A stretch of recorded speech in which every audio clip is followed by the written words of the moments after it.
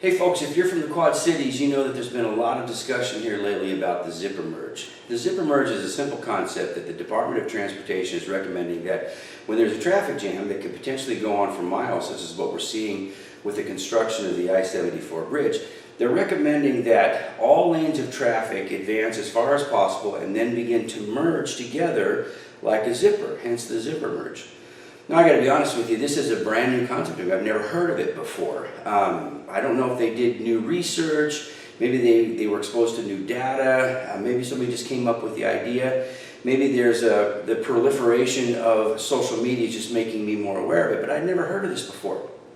And I can tell you, I'm from California, and the last few years that we were there, we lived in a large metro area, and if there was a traffic jam that went on for a few miles and a person tried to go around the stalled out lane and then try to cut back in later, that would make people very, very angry, and they would feel justified in their anger. People will pull out in their cars to make sure that person can't advance, and they will express their anger in no uncertain terms.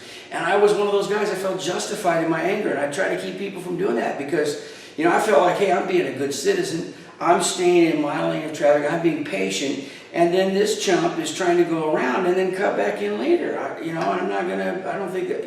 So I felt justified in my anger. The problem is I was wrong.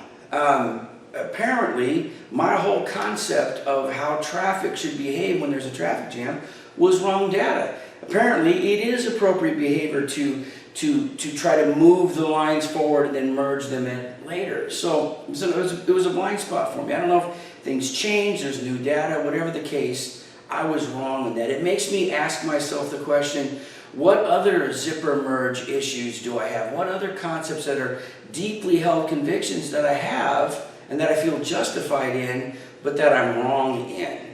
We've all got them. We've all got blind spots. Even the great Apostle Peter had a huge zipper merge issue. He was a practicing Jew, and good Jews didn't associate with Gentiles. And even after he had been given a divine revelation that the gospel was to be preached to the Gentiles, even after he traveled as he was divinely led to Caesarea to a Roman centurion's home, and he preached the gospel there, and dozens of people were saved, and they were filled with the Holy Spirit and spoke in tongues. Even after he went to Jerusalem to defend his actions to the church in Jerusalem and to appeal that the gospel was to be preached to the Gentiles, after all of that, he still found himself back into old patterns of behavior where he began to disassociate himself from other Gentile believers. In fact, Paul, writing in Galatians, said, I opposed Peter to his face because it was wrong. And so Peter had this huge blind spot that Paul called him out on. What are our blind spots? What are our zipper merge issues? What are the things that are deeply held convictions that maybe we're wrong in? Maybe we need to reconsider. We need to reevaluate. This has ramifications in all sorts of areas, socio-political areas, how we view the church, the environment, economics, global issues. I suppose I could go on and on with how the world changes and how we view our deeply held values in light of that change. But here's what I can tell you. When the gospel of Jesus Christ penetrates the hearts of man, it makes them new creations. It sets them free. And when that happens, the apple cart of culture is always turned over and our ideas spill all over the place. And we have to learn how to view those sort of circumstances in light of the gospel, in light of the kingdom.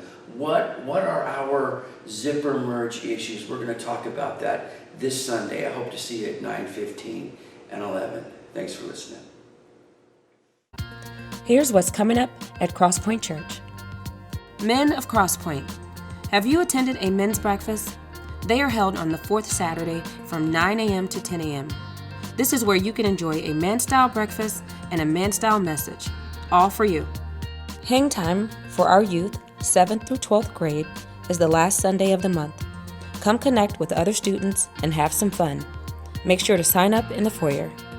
Crosspoint, our children's ministry needs you. Both our nursery and 3K departments are down to teachers working more than once a month. Help be a blessing to our children and take the load off of others by volunteering. To be contacted by Maria, our children's director, please sign up in the foyer. Are you in need of prayer? Often we have situations that come up in our lives that we would love to have others join us in praying for those needs. If you would like prayer or like to be a part of the prayer line, please send your request to prayer@qccrosspoint.org.